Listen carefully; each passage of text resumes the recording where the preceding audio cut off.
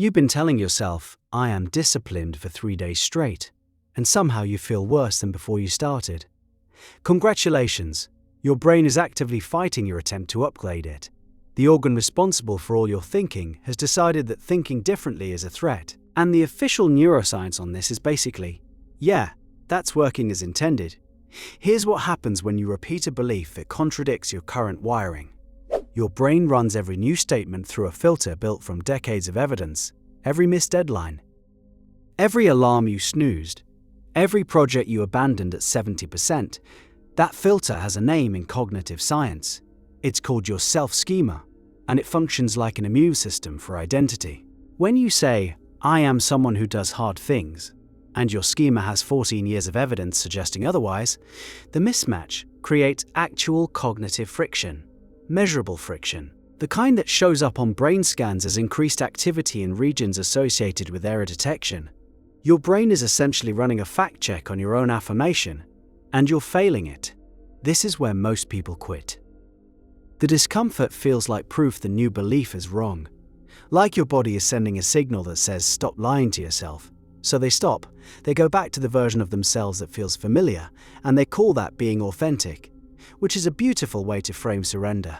But the discomfort is doing something they never stick around long enough to notice. Every time you repeat a belief that contradicts your schema, you're forcing your brain into a state called cognitive dissonance. Two contradictory ideas held simultaneously. The brain hates this the way your lungs hate holding your breath. It will do almost anything to resolve the tension. And it only has two options: reject the new belief, which is easy and instant, or slowly, grudgingly begin updating the schema to accommodate it. The second path takes repetition, weeks of it, sometimes months. And the entire time, it feels wrong. That feeling of wrongness is the sound of the lock turning. Think about what's actually happening at the cellular level. Your existing self-concept is encoded in neural networks that have been reinforced thousands of times. Every time you thought, I'm lazy, or I can't stick with things, you strengthen that particular circuit. Neurons that fire together wire together. This is Hebbian learning, and it's been established science since the late 1940s. Those pathways are thick, efficient. Your brain defaults to them the way water defaults to the deepest channel in a riverbed. Now you're trying to carve a new channel. With a spoon, the new belief, I follow through, or I do the work even when I don't feel like it, has almost no neural infrastructure supporting it. It's a dirt path next to a 6-lane highway. Every repetition lays down another thin layer of myelin on that new pathway, making the signal travel slightly faster, slightly more efficiently. But for weeks, maybe longer, the old highway is still faster, still louder, still winning. So when you say your new belief and your chest tightens and your inner voice says, who are you kidding? That's the old highway honking. It wants you back in the fast lane, the familiar lane. The lane where you already know exactly who you are, even if who you are is someone who quits. And here's where work ethic enters the frame in a way most people never consider. Work ethic is treated like a personality trait, something you're born with or you're not. The kid who sits still and does homework has it. The kid staring out the window doesn't. But personality research over the last 2 decades has been systematically dismantling that idea. Longitudinal studies tracking people across their entire adult lives show that conscientiousness, the clinical term for the trait underneath work ethic, shifts significantly based on environment and repeated behavior. People who take demanding jobs become more disciplined. People who stay in unstructured environments become less so. You're not discovering your work ethic, you're constructing it. One uncomfortable repetition at a time. The discomfort has a timeline, and this is the part nobody talks about because it ruins the motivational poster.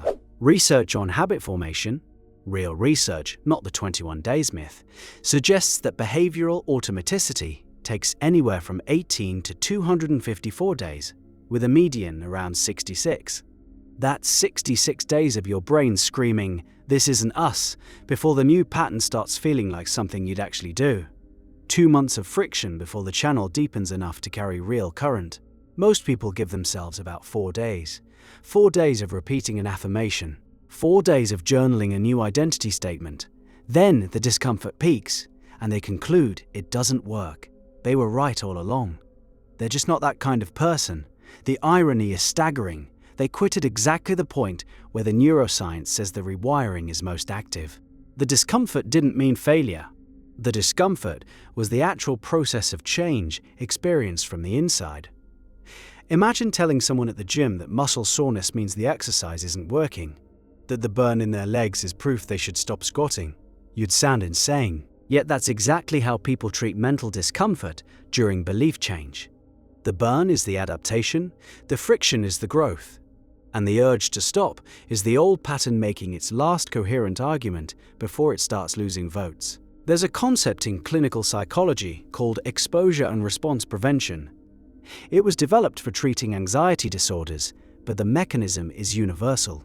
You expose yourself to the thing that triggers discomfort, in this case a belief that contradicts your identity, and then you prevent the usual response, which is retreat.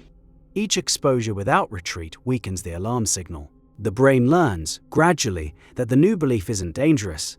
The error detection calms down. The fact check starts returning softer results. Eventually, I am someone who does hard things, stops triggering a full audit, and starts landing as ordinary, expected, true. That transition from alarming to ordinary is the entire game. And this connects to something critics of affirmations get right, but for the wrong reasons. They say repeating positive statements doesn't work. The research actually supports a version of that claim. A study published in Psychological Science found that people with low self-esteem felt worse after repeating, "I am a lovable person." The researchers' explanation was straightforward. The statement was too far from their current schema. The gap was so wide that the dissonance created backlash instead of gradual updating. So the solution is calibration. You don't leap from "I never finish anything" to "I am an unstoppable force of productivity." You step. I am someone who is building the habit of finishing.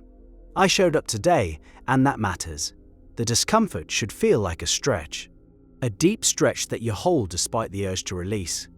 If it feels like you're tearing something, the gap is too wide. Narrow it, then hold. The people who actually transform their work ethic, who go from chronic procrastinators to people who sit down and do the work, share one thing in common across every study and every clinical account I've seen. They kept going when it felt fake. They treated the discomfort as data, as evidence of a system under renovation. They understood intuitively or explicitly that the feeling of fraudulence was temporary and the identity they were building was not. Your brain will update. The science on this is clear. Schemas are flexible.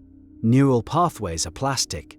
The self-concept you carry around like a stone tablet is actually written in pencil, rewritten constantly by your actions and your environment. But the editing process hurts. It's supposed to hurt. A brain that rewired easily would be a brain that couldn't hold a stable identity for more than a week. The resistance is a feature of a system designed to protect consistency. You're just using that same system to upgrade what it's protecting. So the next time you repeat a belief about your work ethic, and your whole body clenches with the wrongness of it, pay attention to that clench, sit with it, feel the full weight of your brain's objection, then say it again. Because that clench is the difference between a belief you're trying on and a belief you're installing. And installation was never supposed to feel like comfort. It feels like a room being gutted down to the studs while you're still living in it. The dust is everywhere, the noise is constant, and the blueprint shows something you can't quite see yet. But the walls going up are yours.